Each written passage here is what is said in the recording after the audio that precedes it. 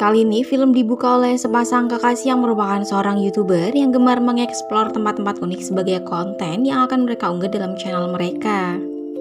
Kisah diawali dengan Ben dan Tina yang saat itu sedang membuat konten horor dengan mengunjungi sebuah sanatorium tua yang menurut warga sekitar bangunan tersebut berhantu.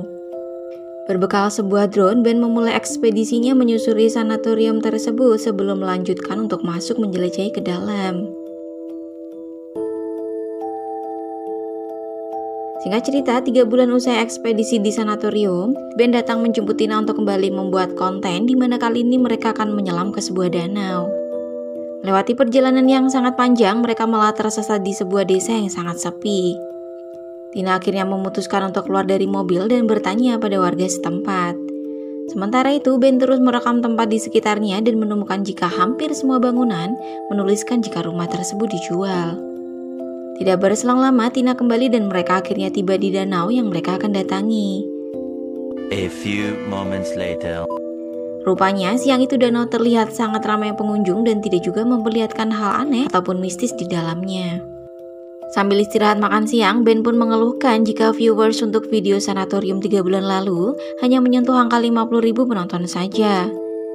Ben mengatakan jika ia menginginkan jumlah penonton yang lebih dari itu. Sampai akhirnya Ben berkenalan dengan seorang pria tua bernama Pierre yang menawarinya mengantar Ben dan Tina ke sebuah cabang danau yang terisolasi yang ada di dalam hutan. Awalnya Tina menolak karena ia menginginkan sehari saja mereka bisa menikmati liburan tanpa konten. Namun Ben yang ambisius akan sebuah konten menceritakan pada Tina jika di dasar danau ada sebuah bangunan rumah yang belum terjamah oleh YouTuber lain. Akhirnya 3 orang ini benar-benar melakukan perjalanan menuju danau yang diceritakan oleh Pierre. Sepanjang perjalanan mereka berbincang satu sama lain termasuk juga konten yang akan mereka buat dan akan diunggah ke YouTube. Ben juga sempat menanyakan perihal sejarah rumah yang akan mereka eksplor di bawah danau. Menurut Pierre, daerah di sekitar rumah tersebut mengalami banjir sekitar 50 tahun lalu. Alhasil desa sengaja dikosongkan dan mulai dibanjiri hingga terbentuklah danau Freys. Pierre juga menambahkan jika banyak turis yang datang untuk menyelam.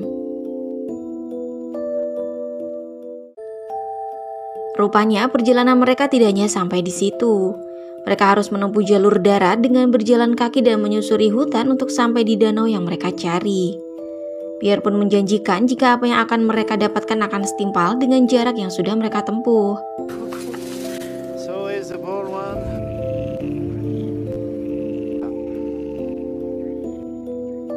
Akhirnya setelah berjam-jam berjalan, mereka menemukan danau yang diceritakan oleh Pierre. Dengan persiapan alat selam serta drone, Tina dan Ben mulai bersiap untuk melakukan ekspedisi mereka di dasar danau. Sedangkan Pierre sendiri hanya duduk menunggu Ben dan Tina. Sebelum menyelam, Pierre berpesan pada Tina dan Ben jika di bawah sana ada tempat yang bagus untuk melamar dengan mengikuti anak tangga di rumah tersebut. Tina sendiri merasa aneh ketika Pierre mengucapkan anak tangga seolah-olah Pierre sudah hafal rumah tersebut. Tapi keanehan itu akhirnya sirna saat Ben mengajaknya menyelam ke dalam.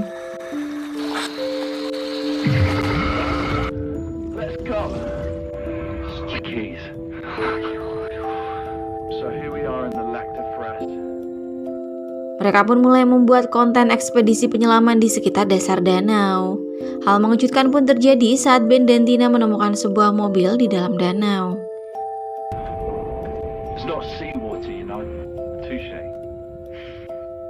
Setelah menemukan mobil, mereka kembali menyelam menuju dasar danau dan akhirnya mereka menemukan sebuah gerbang rumah pada kedalaman lebih dari 30 meter. Tanpa menaruh curiga, mereka mendapati sebuah larangan agar tidak masuk ke dalam rumah tersebut. Selain itu, mereka juga menemukan banyak benda-benda seperti jimat yang dipasang di gerbang.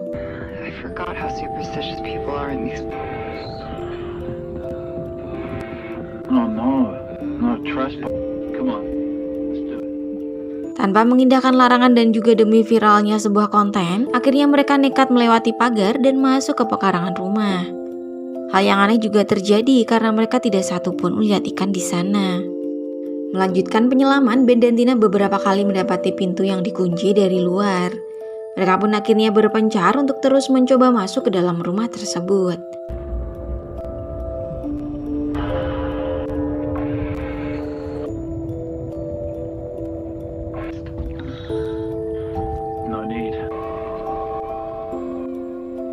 Singkat cerita, pasangan ini akhirnya berhasil menemukan sebuah jendela yang tidak terkunci, yang mana merupakan bagian dari loteng dari rumah itu. Tapi seperti biasa, mereka mengecek bagian dalam rumah dengan sebuah drone sebelum masuk ke dalam. Sesampainya di dalam, Bentina mendapati penemuan luar biasa di mana barang-barang rumah tersebut masih utuh. Padahal menurut Pierre, rumah ini sengaja ditenggelamkan selama puluhan tahun. Sebelum mengeksplor lebih jauh, mereka mengecek jumlah oksigen mereka yang ternyata masih tersisa sekitar 80%. Artinya mereka memiliki cukup banyak waktu untuk menjelajah lebih dalam rumah tersebut. Sesampainya di sebuah ruangan, Tina tiba-tiba merasa seolah mendengar suara aneh. Ia pikir itu adalah Ben. Tapi ternyata saat ditanya, Ben tidak mengatakan apapun dan tidak mendengar suara yang dimaksud oleh Tina. Melihat kecemasan Tina, Ben mencoba mengecek drone lewat remote di tangannya dan ia tidak menemukan masalah apapun pada drone-nya. A few moments later. Mereka pun tiba di sebuah ruangan di mana di sana ada sebuah foto keluarga pemilik bangunan itu yang tidak lain adalah keluarga Montagnac. Famille Montagnac.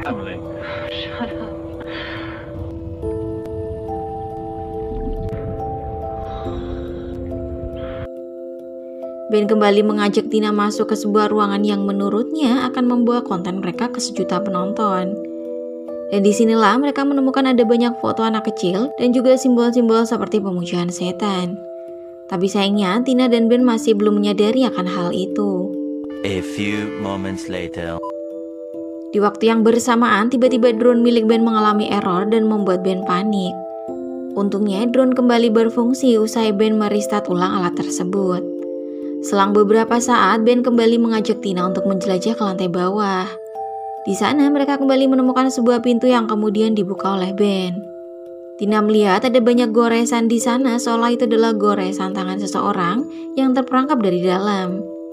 Berada dalam kondisi yang gelap dan suasana yang menegangkan, tiba-tiba mereka dikejutkan oleh suara piano dari ruangan lain.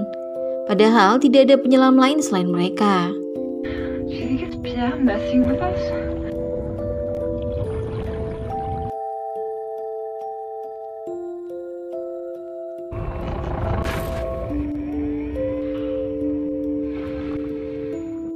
Sampai akhirnya drone milik Ben tiba di sebuah ruangan yang terlihat seperti ruang makan. Saat mengecek remote drone, Ben mendapati ada pergerakan yang tertangkap oleh drone di ruangan tersebut, meskipun hanya sesaat. Penasaran, ia dan Tina masuk dan mencari pergerakan yang tertangkap oleh drone. Namun ternyata tidak ada apa-apa di sana selain perabotan rumah. Perdebatan pun terjadi saat Tina merasa jika semua yang mereka temukan terasa aneh dan menyeramkan. Tapi Ben tetap santai menanggapi jika di bawah air semua hal tampak menyeramkan. Lagi-lagi Ben malah membahas jika apa yang mereka temukan pasti akan menjadi konten yang meledak dengan banyak penonton. Ia kembali meyakinkan Tina jika mereka aman dan baik-baik saja. Ben yang makin penasaran dengan rumah tersebut kembali melanjutkan penjelajahannya ke ruangan lain. Kembali mereka menemukan poster orang hilang yang semua rata-rata adalah anak kecil. Meskipun tidak tahu apa maksudnya, mereka hanya berpikir itu adalah sebuah koleksi saja. A few moments later. Drone kembali menyelam dan menemukan sebuah dapur. Disinilah lagi-lagi drone mengalami error padahal baterai drone masih baru.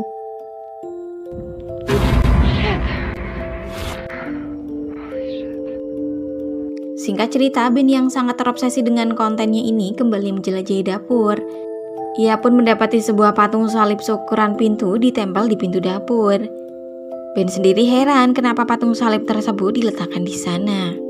Yakin jika itu mungkin saja sebuah pintu rahasia, Ben pun nekat memindahkan patung salib dan membukanya.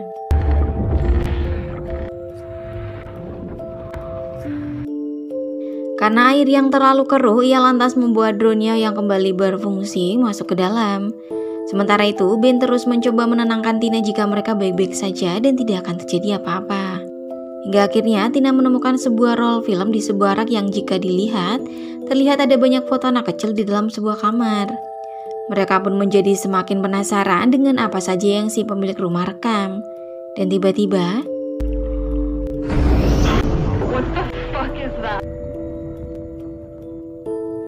dua sosok mayat dengan tangan dirantai dan wajah tertutup topeng membuat nyali Tina menciut. Marah, ia pun mengajak Ben untuk segera kembali ke permukaan. Tapi Ben masih kekeh ingin mengambil 2 gambar lagi di ruangan itu. Akhirnya Tina mengiyakan meskipun ia merasa kesal dengan kekasihnya. Selain 2 sosok mayat, Ben dan Tina juga menemukan sebuah lambang pentagram yang mana merupakan lambang pemujaan setan tepat di bawah 2 sosok mayat yang diikat dengan rantai. Ben kembali merekam 2 sosok misterius di depannya dengan sangat dekat dan menerka-nerka apa yang terjadi pada 2 mayat di hadapannya. It should be skeletons. Lagi dan lagi Tina mendengar suara pintu seperti terbuka dengan sangat jelas. Ben pun meminta Tina untuk tetap di sana sementara ia akan mengecek sumber suara yang baru saja mereka dengar. A few moments later. Saat Ben mengecek, ia menemukan banyak potongan tubuh manusia yang dimasukkan ke dalam toples. Di ruangan lain, Tina terus-terusan meminta Ben untuk segera kembali dan bergegas keluar dari rumah tersebut. Menyusuri anak tangga untuk naik ke atas, Tina malah mendapati fakta mengejutkan jika jendela yang tadi ia lewati tiba-tiba saja tertutup oleh dinding bata.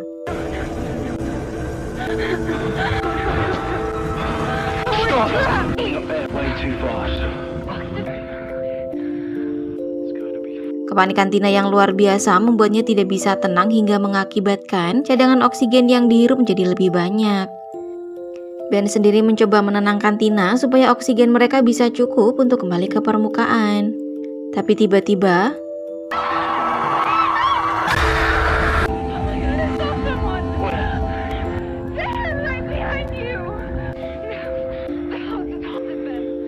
Tina yang melihat dengan jelas penampakan sosok hantu di belakang Ben menjerit sejadi-jadinya. Tapi anehnya saat Ben menoleh, ia tidak melihat apa-apa. Tidak tega melihat Tina, Ben lalu mengajak sang kekasih keluar dan memintanya untuk mengatur nafas. A few moments later. Saat mencari jalan keluar, Ben malah mendapati kenyataan baru jika kaca-kaca jendela rumah tersebut tidak bisa dipecahkan.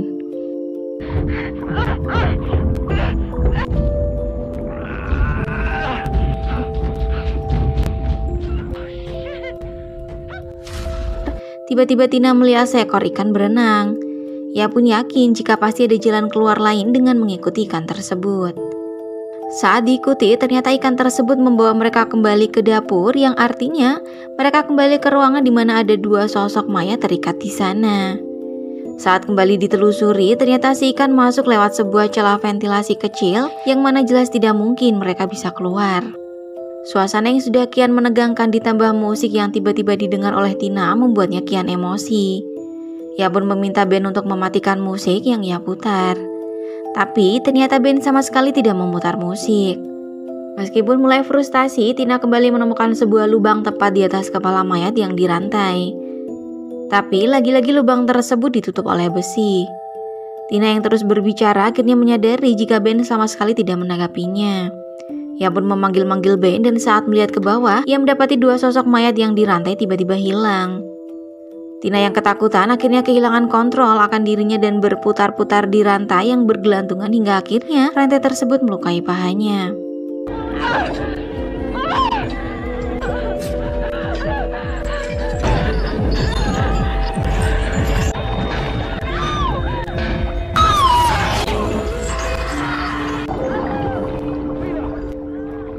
Tina akhirnya berhasil tenang usai ia melihat Ben. Ia pun mengatakan jika sudah memanggil-manggil sang kekasih, tapi tidak ada jawaban. Anehnya Ben menjawab jika sedari tadi ia ada di belakang Tina. Tina lantas menceritakan jika 2 mayat di ruangan tersebut tiba-tiba saja menghilang. Tapi Benny malah menunjukkan jika mayat yang dikatakan oleh Tina masih ada dan masih dalam posisi yang sama.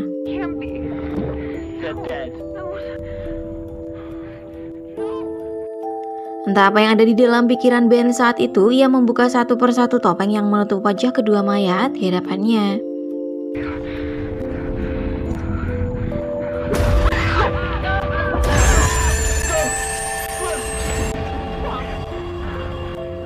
Alhasil akibat perbuatan Ben yang sembrono ini, 2 mayat yang mereka kira tewas ternyata hidup kembali dan mengejar mereka berdua.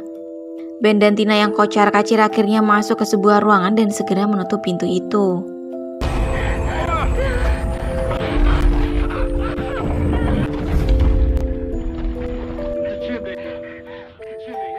Di sana ia menemukan sebuah cerobong asap yang mana merupakan jalan satu-satunya bagi mereka untuk bisa keluar. Sementara itu, Tina mulai mengalami sesak nafas dan hampir kehabisan oksigen. Ben lantas menyuruh Tina untuk membuka tangki oksigen miliknya. A few moments later. Sesaat setelahnya, Ben membawa Tina melewati cerobong asap untuk bisa keluar dari rumah tersebut. Tapi belum sampai ke atas, reruntuhan bangunan menimpa mereka berdua.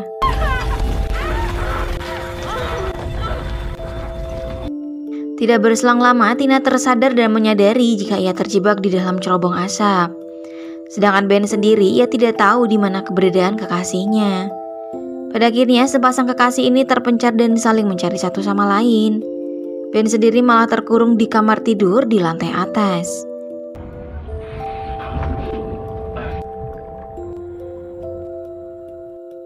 Tina yang melihat drone milik Ben mencoba mendekati drone tersebut. Tapi tiba-tiba drone itu malah mundur menjauh dan mengeluarkan sinar berwarna merah.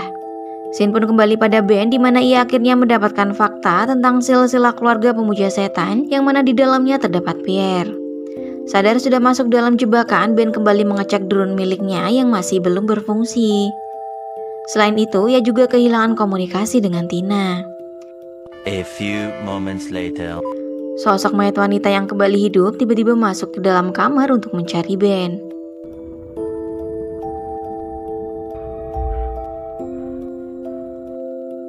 Tina yang sendirian terus mencari keberadaan Ben di mana ia sendiri juga dikejar-kejar oleh mayat laki-laki. Singkat cerita, Tina yang terus berputar-putar di sekitar ruangan akhirnya berhasil menemukan Ben di dalam kamar. Ia menemukan kaca selam Ben pecah, sedangkan Ben sendiri tiba-tiba berubah seperti orang lain.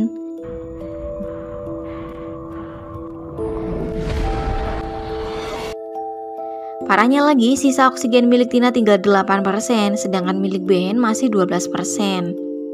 Dalam kepanikan, tiba-tiba Tina menjerit dan mengatakan ada sesuatu merayap di dalam baju selamnya.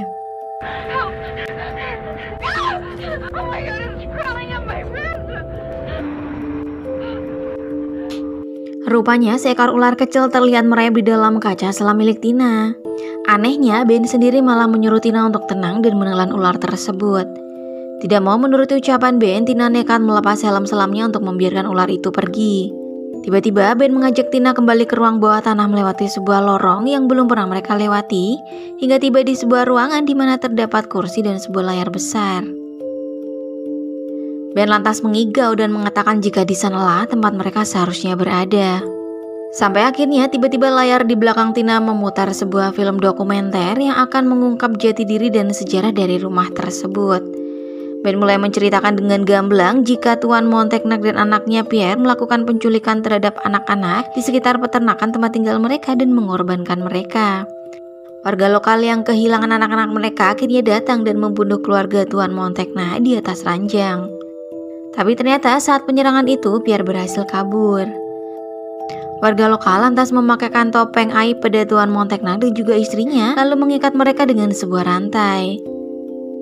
Dan sekonyong-konyong hantu Sarah keluar dari layar dan berdiri berdampingan dengan Ben. Dengan tenang Ben mengajak Tina untuk mau bergabung dengan mereka. Tina yang ketakutan nekat melarikan diri dengan menerobos layar di hadapannya, dan ternyata layar tersebut menembus ke ruang bawah tahanan di mana dua jasad Tuan Monteknak dan istrinya telah hilang. Sisa oksigen yang tinggal 2% membuat Tina diliputi kecemasan luar biasa. Ia pun masih harus dikejutkan oleh kemunculan Ben dan juga keluarga Monteknak di sekitar mereka. Seperti orang yang tidak sadar, Ben terus mengatakan pada Tina untuk mau bergabung bersama keluarga Monteknak. Kesal, Tina spontan menusuk tangan Ben dan disinilah Ben akhirnya mulai sadar.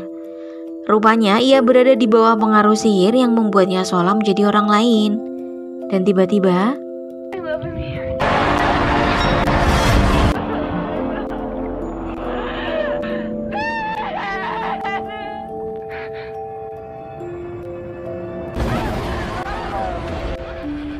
usai kematian Ben, Tina masih juga dikejar-kejar oleh keluarga Monteknak yang juga ingin menumbalkannya.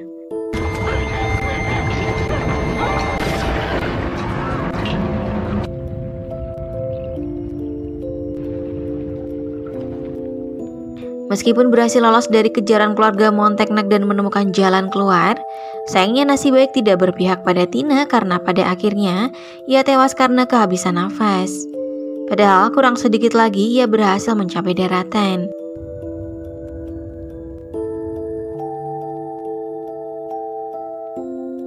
Sebagai penutup dari kisah yang menyeramkan ini, rupanya Pierre kembali membawa 2 turis asing ke danau tersebut.